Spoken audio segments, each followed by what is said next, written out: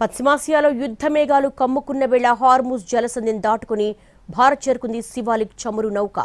LPG gas లోడుతో గుజరాత్లోని Mundra పోర్టుకొచ్చింది. Iran జలసంధిని మూసివేయడంతో Gulf దేశాల నుంచి భారత్కు చమురు, గ్యాస్ సరఫరా నిలిచిపోతుందేమో అన్న ఆందోళన నెలకొంది. ఈ పరిస్థితుల్లో శివాలిక్ నౌక సురక్షితంగా భారత్కు చేరుకుంది. ఖతార్లోని రాస్ లఫాన్ నుంచి 40,000 టన్నుల ఎల్పీజీని మోసుకొచ్చింది.